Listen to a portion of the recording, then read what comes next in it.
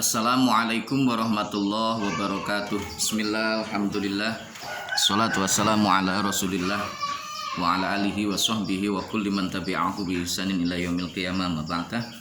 Selamat pagi saya sampaikan untuk seluruh teman-teman mahasantri Ma'had Al-Jamiah YIN Tulungagung.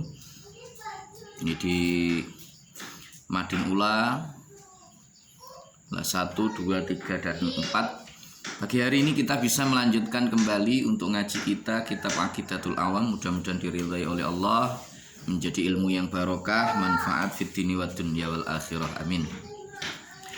Sebagaimana biasa kita awali terlebih dahulu dengan berdoa bersama-sama. Bismillahirrahmanirrahim.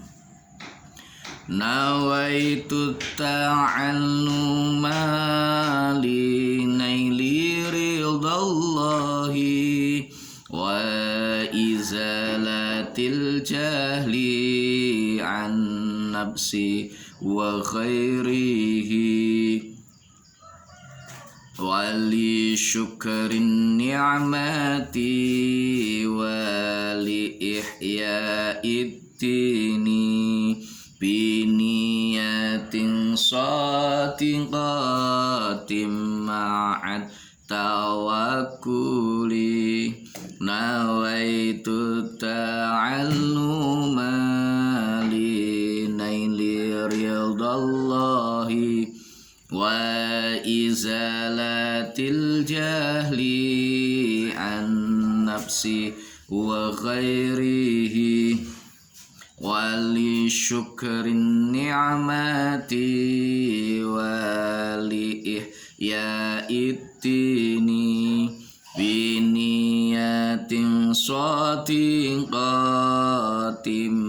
ma'at tawakkuli nawaitu ta'alluma li naili ridallahi wa izalatil jahli an nafsi wa ghairihi wali syukrin ni'mati wa wali ihya'id dini biniyatin sadiqatin ma'at tawakkuli. Bismillahirrahmanirrahim. Ila hadratin Nabil Mustafa Rasulillah Muhammadin sallallahu alaihi wasallam wa ala alihi wa azwajihi wa dzurriyyatihi wa junudihi wa ansarihi jamil ikhwani minal anbiya wal mursalin wal awliya wasyuhada was sholihin wal khulafa'ir rasyidin wal ulama'il amilin jami'il malaikatil muqarrabin wa nakhussu khususan la hadrati masyayikhina masyayikhil kiram wa asatidina asatidil kiram jami'il musannifin wal muallifin khususan khusala hadrati muallif hadzal kitab Syekh Ahmad Al-Marzuki wa jami'i talamidina sya'ulillahi ta'ala lahumul fatihah. Alhamdulillah. Shiratal ladzina an'amta 'alaihim. Bismillahirrahmanirrahim. Soal: pundi sifat wajib kagunganipun Gusti Allah ingkang nomor gangsal dumugi nomor 13? Jawab: nomor gangsal sifat qiyamuhu binafsihi, tegesipun jumenengipun Gusti Allah punika kanthi zatipun piyambak. Nomor 6 sifat wahdaniyah, tegesipun Gusti Allah punika setunggal zatipun, sifatipun saha pendamelanipun. Nomor 7 sifat kaunuhu hayyan, tegesipun Gusti Allah punika zat ingkang sugeng. Nomor 8 sifat kaunuhu qadiron, tegesipun Gusti Allah punika zat ingkang kuwaos. Nomor 9 sifat kaunuhu muridan, tegesipun Gusti Allah punika zat ingkang ngersakaken. Nomor 11 sifat kaunuhu aliman, tegesipun Gusti Allah punika zat ingkang ngudaneni. Nomor 11 sifat kaunuhu sami'an, tegesipun Gusti Allah punika zat ingkang midanget. Nomor 12 sifat kaunuhu basiron, tegesipun Gusti Allah punika zat ingkang mirsani. Nomor 13 sifat kaunuhu mutakalliman, tegesipun Gusti Allah punika zat ingkang ngendika. Dene syahidipun nggih menika wa qaimun ghani wa wahidun wa hayy qadir muridun alimun bi kulli syai sami'unil basiru wal mutakallimu. Sampai di situ. Wa qaimun lan zat kang jumeneng sapa Allah kelawan zate dewi. Wa qaimun lan zat kang jumeneng sapa Allah kelawan zate dewi ghaniyun lan zat kang semugih sapa Allah. Wa wahidun lan zat kang ijen sapa Allah. Zat kang suwiji sapa Allah. Wa hayyun lan zat kang sugeng sapa Allah. Qadirun lan zat kang kuwasa sapa Allah. Muridun lan zat kang ngersakaken sapa Allah. Alimun lan zat kang ngudaneni sapa Allah. Bikulli syai'in kelawan saben-saben suwiji-wiji. Sami'un lan zat kang midanget sapa Allah. Al-basiru tur zat kang mirsani sapa Allah. Wal mutakallimu lan zat kang ngendika sapa Allah. Pundi sifat wajib kagunganipun Gusti Allah ingkang nomor gangsal dumugi nomor 13. Mana saja sifat-sifat wajib Allah Subhanahu wa taala? Nomor 5 sampai dengan nomor 13. Jawabnya nomor 5 sifat qiyamuhu binafsihi. Jadi Allah Subhanahu wa taala itu punya sifat qiyamuhu binafsihi. Maksudnya apa? Qiyamuhu binafsi itu Allah Subhanahu wa taala itu jumeneng kelawan zati dewi. Jadi Allah Subhanahu wa taala itu berdiri sendiri. Allah nggak butuh kepada yang lain. Allah itu tidak sama dengan yang lainnya, nggak butuh dengan sama yang lainnya, beda dengan kita. Jadi apapun yang manusia hidup di dunia ini, mereka nggak bisa hidup sendirian, nggak bisa. Mereka selalu butuh bantuan kepada yang lain. Kalau misalkan kita ingin makan, maka kita ya butuh sama beras. Kalau kita pengen kenyang, maka kita butuh untuk makan. Kalau kita misalkan ingin melihat, kita butuh yang namanya cahaya supaya mata kita bisa menangkap bayangan. Dan lain sebagainya, dan lain sebagainya. Nah, itu tidak berlaku bagi Allah. Allah qiyamuhu binafsi. Loh, bagaimana kemudian kita bisa memahaminya? Akal kita mungkin tidak akan pernah sampai. Dan yang penting kita tidak usah berpikir tentang bagaimana, dan bagaimana. Boleh kita berpikir tentang makhluknya Allah, tapi jangan berpikir tentang Allah. Maka tafakkaru fi khalqillah wala tafakkaru fi dzatillah. Itu yang harus kita tekankan. Makanya lawannya qiyamuhu binafsihi itu ya ihtiyajuhu li ghairihi. Yang lain Allah itu punya sifat muhal, yaitu ihtiyajuhu li ghairihi. Allah itu butuh kepada yang lain, itu sifat muhalnya. Lah qiyamuhu nggak butuh itu. Qiyamuhu binafsi itu sifat wajibnya Allah. Kalau ihtiyaju itu sifat muhalnya Allah atau mustahilnya Allah. Kalau sifat wajib itu sesuatu yang wajib ada, jika tidak ada maka akal kita tidak bisa menerimanya. Kalau mustahil, sesuatu yang harus tidak ada. Kalau seandainya sesuatu itu ada, maka justru akal kita itu tidak bisa menerimanya. Nah, jadi sifat wajib Allah yang kelima yaitu sifat qiyamuhu binafsihi. Allah berdiri sendiri, Allah tidak butuh kepada yang lainnya. Ya, Allah tidak butuh kepada yang lainnya. Allah tidak butuh kamu sembah. Allah nggak butuh manusia untuk taat semuanya.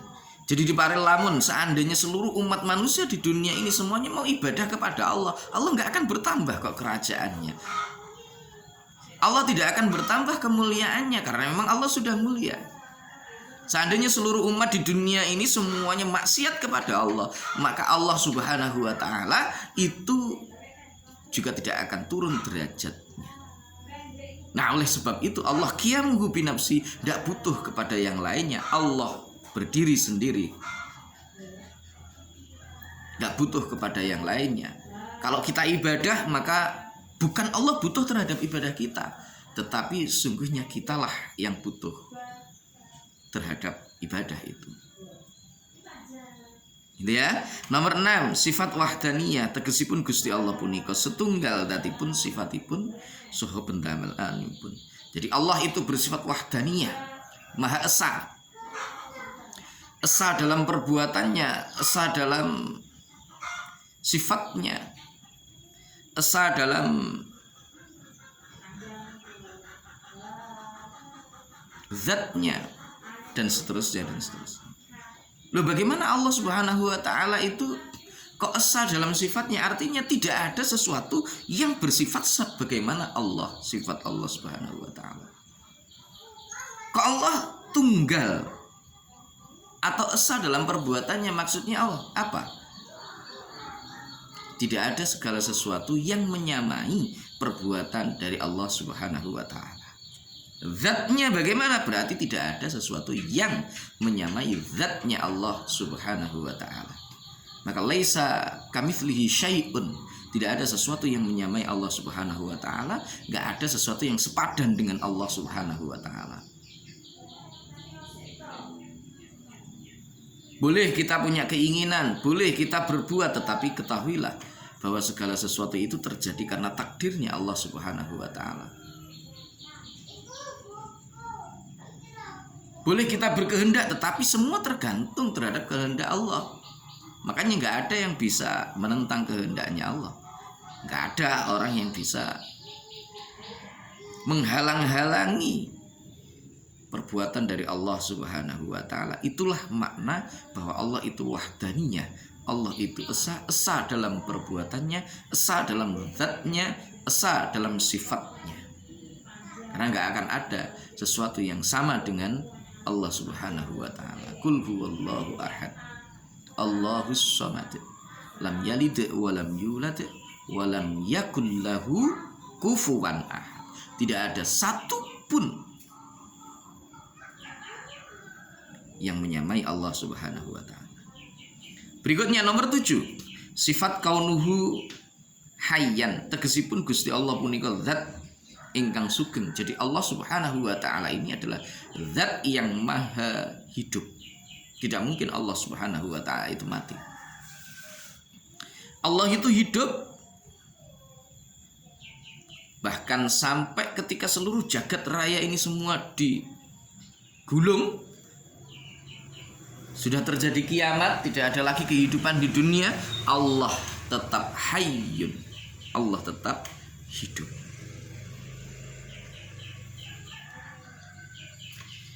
Nomor 8, sifat kaunuhu qadirun tegesipun Gusti Allah punika zat ingkang kuwaos. Jadi Allah Subhanahu wa taala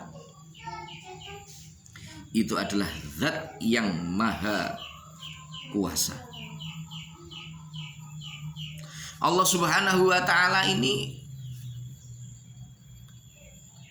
kalau sudah punya keinginan, punya kehendak, ingin menciptakan sesuatu, maka tidak ada sesuatu di luar dirinya yang mampu untuk menghalangi. Allah itu qadirun, Allah itu maha kuasa. Beda dengan kita ini tidak kuasa sama sekali. Kadang-kadang kita ini merasa kuasa. Kalau ingin bukti bahwa Anda tidak berkuasa, potonglah kayu itu, dipotong, klak, coklat tadi loro. Begitu coklat tadi loro, coba kembalikan seperti semula. Kamu bisa mematahkannya, tapi kamu tidak bisa mengembalikannya persis dengan keadaannya sebelum kamu patahkan. Ini nyata bahwa ternyata kita ini punya qadir, tapi qadir kita itu adalah juz'iyah, pemberian dari Allah Subhanahu wa taala. Maka beda dengan Allah Subhanahu wa taala. Allah berkehendak, Allah itu maha kuasa, Allah bisa melakukan apapun sesuai dengan kehendaknya Allah. Makanya tidak usah sombong-sombong. Kalian yang kaya, kalian yang tampan, yang cantik, yang pinter dan lain sebagainya. Kalau kalian sombong, Allah bisa loh merubah sesuatu yang hari ini ada pada diri kalian hanya dalam hitungan detik, tidak perlu dalam hitungan yang lama. Banyak kita saksikan ada orang yang kuat, tapi ternyata Allah berkehendak untuk merubahnya jadi orang yang terlemah di antara yang lainnya. Dulu cerdas luar biasa, hebat, banyak pengaruhnya, tetapi Allah kemudian membalikkannya menjadi orang yang hina. Itu kuasa dari Allah Subhanahu wa taala.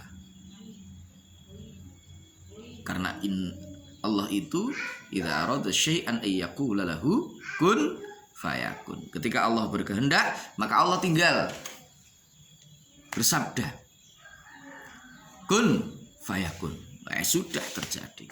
Enggak ada yang bisa menolak itu. Makanya ada doa, namanya doa kun fayakun. Allahumma tajallani bi iradatika ya Allah wa qudratika wa haulika wa quwwatika wa qaharika wa jabarika innama amruhu idza arada syai'an ay yaqula lahu kun fayakun. Ditirakati, diriadhoi, diamalno, insyaallah apa yang akan, kalau sudah diijabah oleh Allah, apa yang terbesit di dalam hati kita itu bisa ijabah. Bahkan setiap apa yang kita ucapkan itu bisa menjadi ijabah. Syaratnya kalau itu diijabahi oleh Allah dan tentunya kuat tukoni, gitu ya, kuat tukoni. Piye kuat tukoni? Ya riyadhah.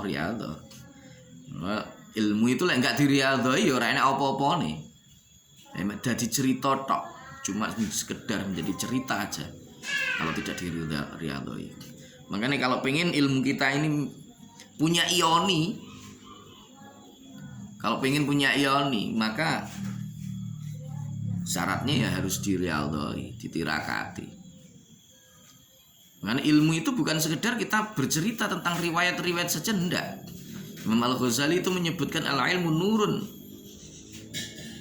yudha'u fi qalbi 'abdi. Jadi ilmu itu adalah nur yang diletakkan oleh Allah di hati hambanya yang beriman. Kalau pengen jadi ilmunya itu bisa menjadi nur, tukone ya kudu kuat. Satu, kewajiban jangan pernah ditinggalkan. Sholat 5 waktu jangan pernah ditinggalkan. Yang kedua, mendengar apa yang disampaikan oleh ustadznya. Taat kepada ustadznya, tidak pernah menyakiti hati ustadznya. Yang ketiga,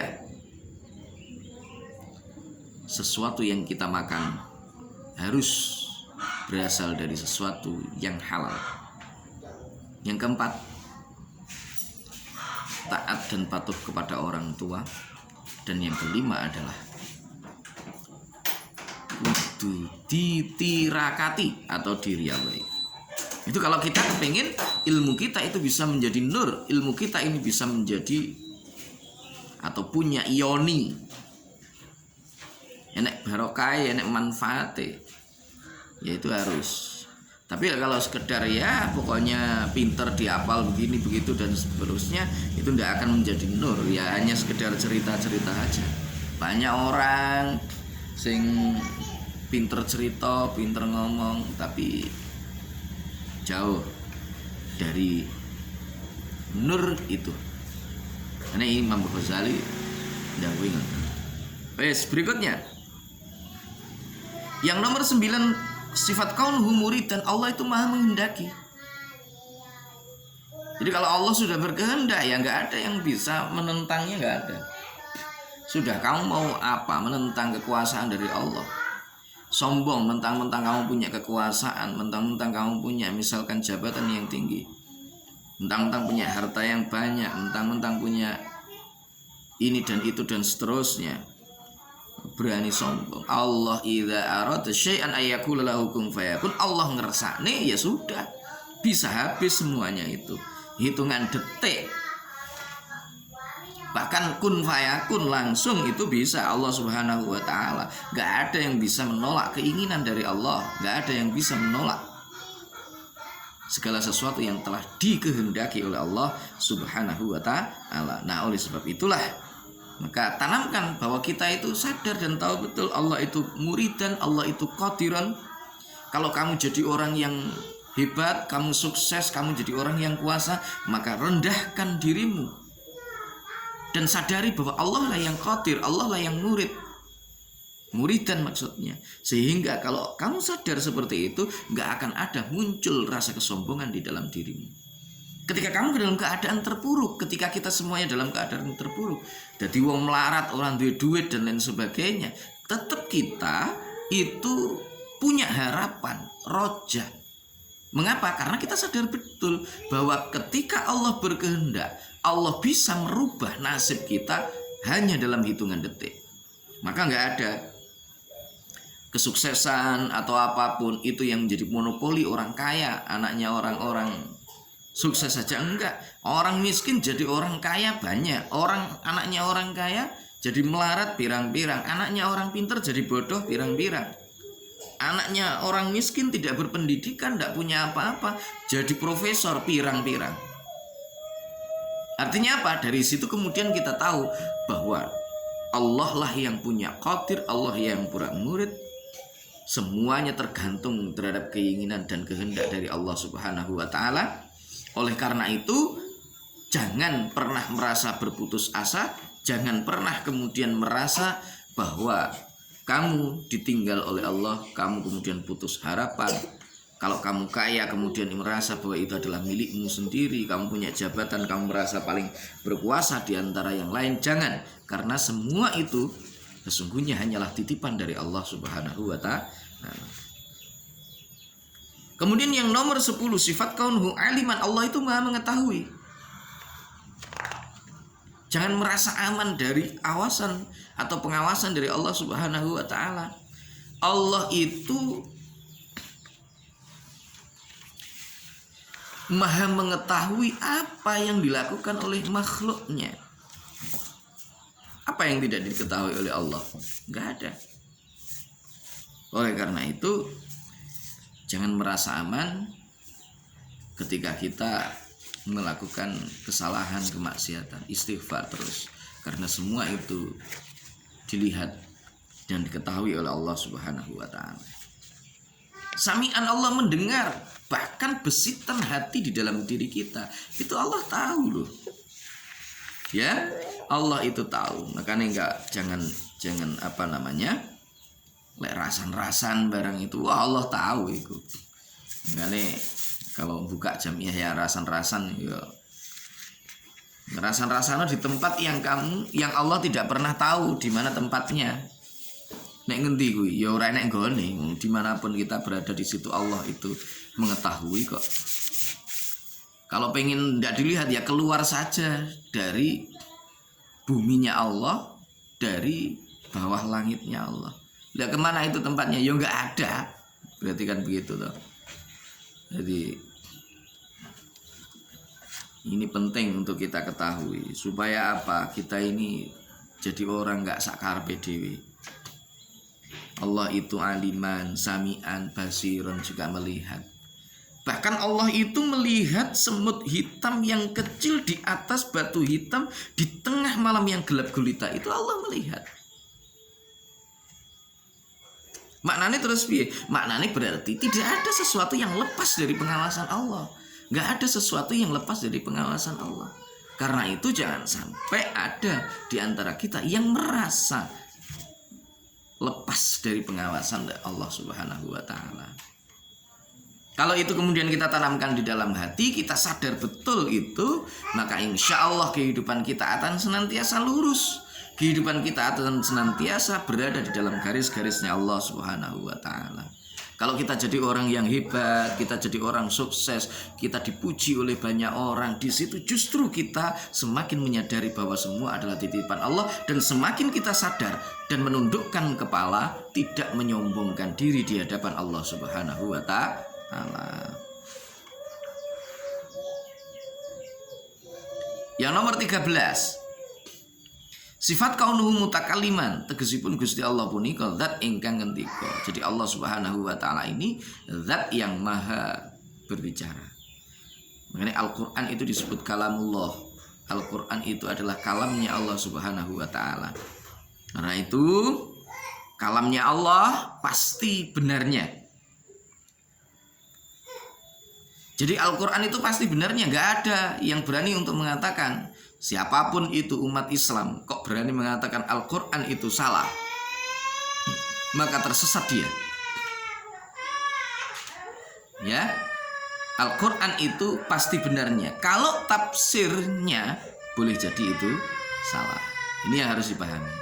Baik teman-teman, sementara untuk ngaji kita di pagi ini cukup. Kita tutup dengan berdoa bersama-sama. Mudah-mudahan diridai oleh Allah, menjadi ilmu yang barokah, manfaat fid wa dunya wal akhirah. Bismillahirrahmanirrahim. Allahumma anfa'na bima 'allamtana wa 'allimna ma yanfa'una wa zidna ilma wa na'udzu bika min hali ahlin nar. Alhamdulillahi ala kulli hal. Allahumma anfa'na bima 'allamtana wa 'allimna ma yanfa'una وزدنا علما